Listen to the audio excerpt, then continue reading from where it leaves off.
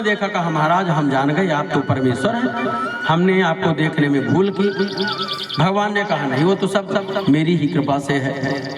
नाग पत्नियों ने भगवान से प्रार्थना किया, भगवान प्रसन्न हो गए। कहा बताओ क्या चाहती हो। नाग पत्नियों ने कहा कि प्रभु अगर आप कुछ देना चाहते हैं तो आप हमें अपने चरणों की रज दे दीजिए।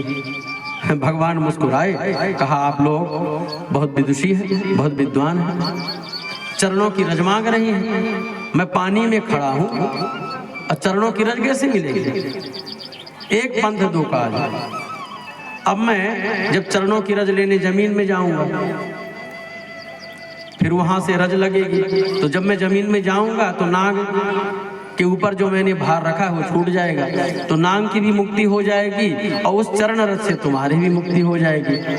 तो एक पंथ दो काज। कहा ठीक है। भगवान ने जो है तो मुक्ति दिया। नाग पत्नी हाउसो कहा प्रभु ये सब आपकी ही कृपा है।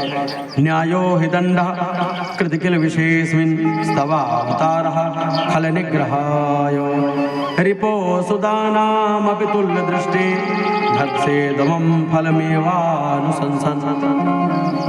कहा ये आपकी ही कृपा है। न्यायो हि दंडः कृतिकिल विशेषमिन् स्तवावतारः फल निग्रहाय।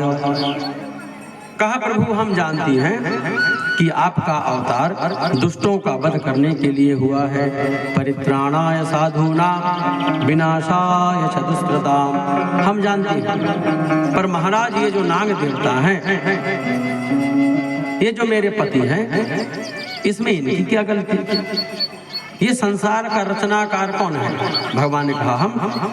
कहा जीवों को किसने बनाया? कहा हमने। कहा उनमें जो प्रवृत्तियां डाली हैं, उनके जो गुण डाले हैं, वो किसने डाला है? भगवान ने कहा हमने डाला है। कहा विष किसने दिया है? कहा हमने दिया है। तो कहा फिर महाराज विष आपने दिया है तो आप अमृत की कल्पना कैसे कर सकते हैं? भगवान ने कहा बिल्कुल भी नहीं। कहा कि जड़ चेतन गुण दोषमय विश्व की नहीं करता। कहा हमने आपको बुद्धि दिया है, पर बुद्धि का उपयोग आपको करना है, हमको नहीं करना है। उस बुद्धि से आपको सुख भी मिलेगा, दुख भी मिलेगा। तो अब जो है अपना ये जो विषय है, ये जो जहर है, इसका उपयोग किसमें करो? अपने कल्याण के लिए। अगर कोई तुम्हें मारता है, कोई सताता है, तो तुम उसे डराओ। एक नगर में एक साधु रहते थे और गांव के लोग रहते थे। नगर के बाहर जो है तो एक सर्प रहता था, तो लोग उससे बहुत डरते थे। तो गांव वालों ने कहा कि महाराज गांव के बाहर एक सर्प है, आप उसको थोड़ा समझा दीजिए, आते जाते हमको जो है काटने को दौड़ता है।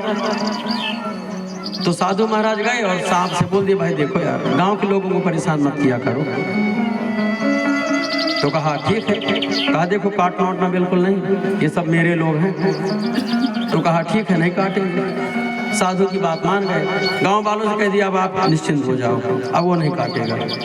तो जब गांव वालों ने सुना कि अब सर्प नहीं काटेगा, तो लोग उसके पास जाकर के लोग उसको पत्थर मारने लगे। कोई उसको मुंह पकड़ लेता, खेलता, कहा देखो देखो तो तुम्हारे दांत कितने। कोई उसकी जीभ पकड़, कोई उसको टंगा करके ऐसे ऐसे घुमाता, फिर फेंक देता। बेचारा लहूलुहान हो गया, कहा महाराज तो मार डाला मेरे को। अधमरा हो गया बेचारा, पत्थर मारते। बच्चे जो है तो गले में गमछा जैसे डाल के और नेता बन के फिरते। वो नाग देवता जो है तो साधु महाराज के पास पहुंचे। कहा महाराज मेरी तो दुर्दशा हो गई। कहा क्यों? कहा बाप ने कहा कि काटना नहीं है, तो मैंने काटना छोड़ दिया, तो लोग देखो घाव कर दिया मेरे ऊपर। कहा बेटा तुमको काटने के लिए मना किया था, फुसकारने के लिए थोड़ी। फुसकारना तो तुम जारी रखो, तो लोगों को उतना डराओ भय भी न हो न प्रीति।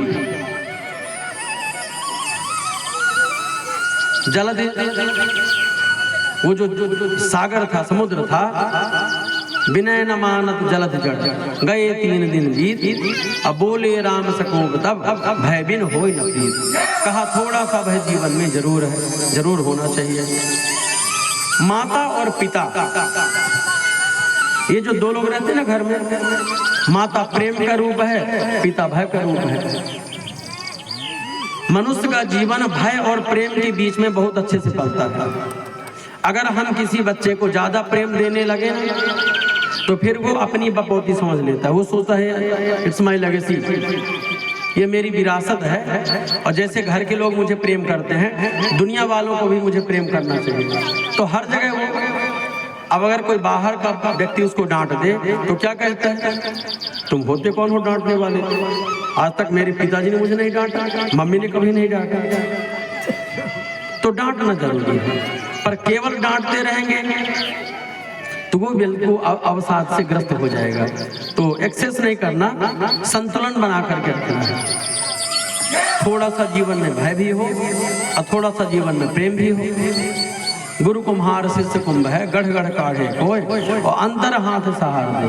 अंदर जो है एक तरफ से आपको प्रेम का सहारा भी देना है और बाहर थोड़ा थपकी भी दे सकते हो, बाहर मारे चोट, दोनों जरूरी है। तो न्यायो हि दंडः कृतिकिल विशेष में भगवान ने बताया, कहा अब तुम रमणक नाम का जो द्वीप है वहां पर तुम चले जाओ।